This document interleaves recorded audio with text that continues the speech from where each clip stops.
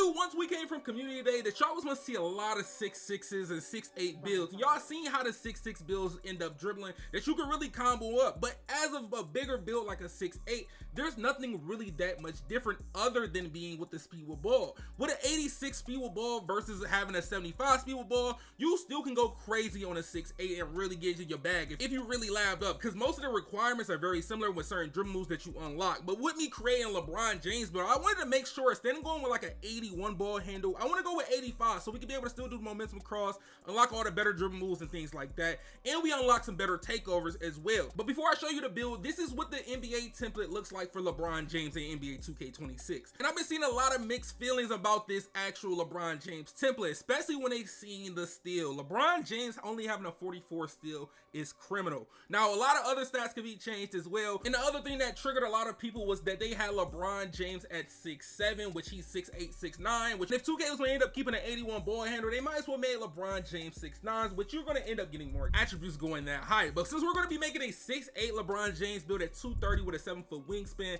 now this LeBron James is going to be mostly like a park LeBron James. Like, you'll be able to use a 75 pass accuracy or a 78 pass accuracy. For anybody that's going to want higher pass accuracy, there's a second LeBron James build that's being revamped in this video as well. Now with the dunking, I made sure to give him an 89 driving dunk off rip no matter what, so we get the pro contact dunks off one and pro contact dunks off two. Now if we do specialize in finishing, we could end up finessing a few things, like getting Hall of Fame posterizer on this build, getting layup mixer on gold on this build, but also even using +2 cap breakers on our post control to get that post fade phenom on gold. Now if you don't want to go that route, you can go with the shooting route or the playmaking route, but it's so many different ways you can go since LeBron is an all-around player. Now when it comes to the mid-range, now if you go specialization for the mid-range, you can stop at 87, put +2, get 89 to get set shot specialist on gold, and keep it at that way, and then use your actual other max +1s and max +2s on something other for the shooting badges like Deadeye, Shifty Shooter, and things like that. And you can even max +1 or max +2 your post fade phenom since it's in the shooting category. But when we get to the playmaking aspect of this build,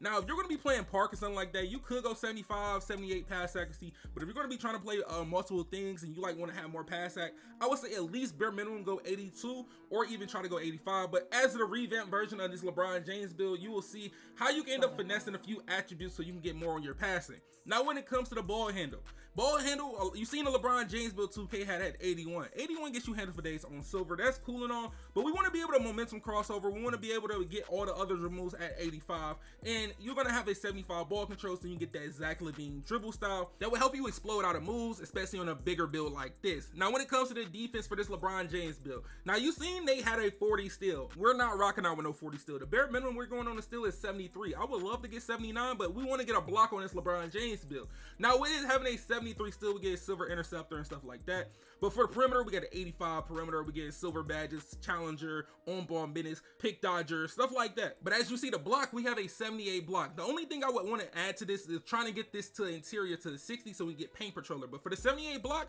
we end up getting half light and on silver with this build, while having a 75 offensive and a 70 defensive rebound, so we can get box out beats on silver for this. Now look, there could be a lot of few changes that you can end up doing, especially the speed and agility. That's the best you can possibly get if you're going to sacrifice a lot of things, and you can see in the future. But when it comes to the actual badges where you can max +1 and specialization for this LeBron build, I would say I would go for shooting, playmaking, or defense. Mostly, I would say when it comes to this, I would go for the shooting to finesse that 89 mid-range with the max +1s and the cap breakers. So you could be able to get that 89 mid-range to get set shot specialist on gold, and you could end up possibly max +1 in that to get it on Hall of Fame if you really want to. But when it comes to the other shooting badges, that means you will end up having Shifty Shooter on gold or Hall of Fame, Deadeye on gold on Hall of Fame, based on where you place those on this build. Then when it comes to the playmaking aspect, if you want to end up getting your dimer up, you can go 78 pass accuracy, use your specialization max +1 or max +2 so you can get gold or Hall of Fame dimer, or you can end up using it on that lightning launches so you can have Hall of Fame lightning launches on a 6'8 build with having that 75 speed with ball. It's a lot of different ways that you can do it for the specialization. The same thing with defense. If you want to be a little bit more bumpy, you want to be able to have higher challenger, you can specialize in that, or you can save those and end up using just your regular max +1s and max +2s. Just use your tier 1, so you get challenger, or you get it on gold, or you can use it on Hall of Fame. But I prefer mostly when it comes to that shooting and actually playmaking, so you can make this build faster than what it really is and finesse the system. And even if you do specialize in playmaking, you can also finesse the system by the handles for days. Now, handles for days, we only got it on silver. Even if we use a max +1 or a max +2 in our specialization, we'll have handles for days on gold or Hall of Fame. Now, that's where you're gonna end up having to pick, oh, do I want lightning launches on gold or Hall of Fame, or do I want handles for days on gold or Hall of Fame? But also, you still can get both if you end up trying the just regular max +1 or max +2 in your tier 1. But it's just what's more important. Do you want a higher shooting badge or a higher playmaking badge based on the playstyle that you're going to end up playing?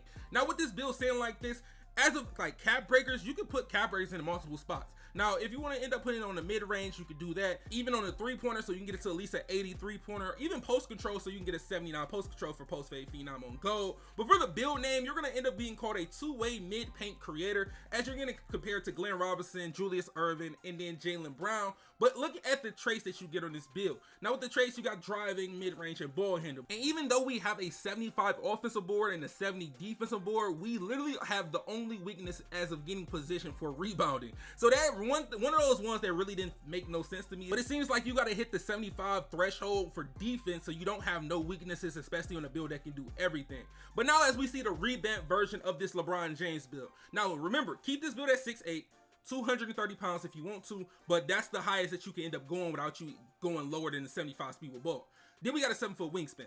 Now, pay attention to the things I tweak. These are the areas that you can change and get in between. Now, I needed that 60 interior so we can get paint controller on bronze. Then when it comes to our block, I have a 78 block, but if you tone it down to 74, you get more attributes, so you can put them somewhere else. So you can end up getting a higher midi, or you can end up going an 85 3-pointer, or even going 89 mid-range, or even getting that 82 to 85 pass accuracy on this build. Then if you want to end up getting that post control to get post fade phenom on gold, you're going to add 2 more attributes to post control to get a 79. So you can have that 89 mid-range, 79 post control, so you can have both of those badges, the set shot specialist and post fade phenom on gold. Now, when it comes to the rebounding, now, if they're going to say we're weakness at rebounding, the LeBron template they had, it was only a 60 defensive rebound. His offensive rebound really wasn't that good. We could drop this to 50 to 60 and keep the 70, so we get box out beats on silver with rebound chaser on bronze. But if you want to go all the way down and just do 60 defensive rebound and like no offensive rebound, that's up to you, because you can throw extra attributes into your actual physicals and your agility. Now, you got to also remember, when it comes to these physical agilities, a lot of people are not telling y'all that motion styles is important, because there's a actual requirement. You can have a higher agility to unlock a motion style than speed. You can have a higher speed to unlock, it's going to correlate with both. You need both things. So like De'Aaron Fox motion style, you need to have a 87 speed and an 83 agility just to unlock his motion style. The same thing with like John Morant. John Morant motion style, you need to have an 85 speed and an 85 agility.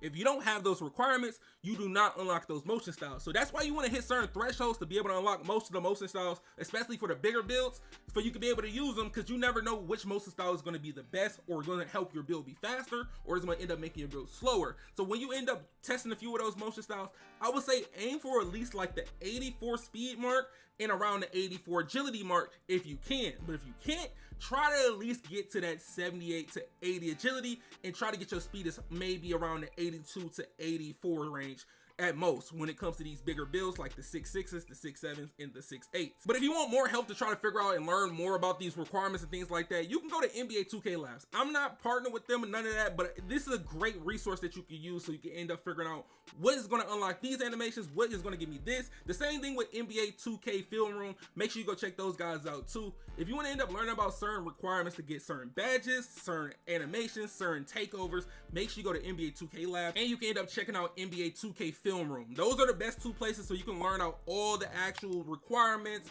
what you get from takeover, what you get for this, that. Make sure y'all boys go check it out, because this is going to make it way more easier for y'all to end up creating y'all build and get those thresholds that you really want, so you can get the certain badges that you need. But if you made it this far into the video and you haven't dropped a like yet, hey man, drop a like, make sure y'all boys subscribe, turn notifications. I gave y'all boys a lot of information. I gave y'all a lot of sauce that y'all can use, especially on y'all first build or your future builds in NBA 2K26. I'm gonna see y'all boys in the next one. Make sure y'all boys check out the video on the screen, and I'm out, y'all.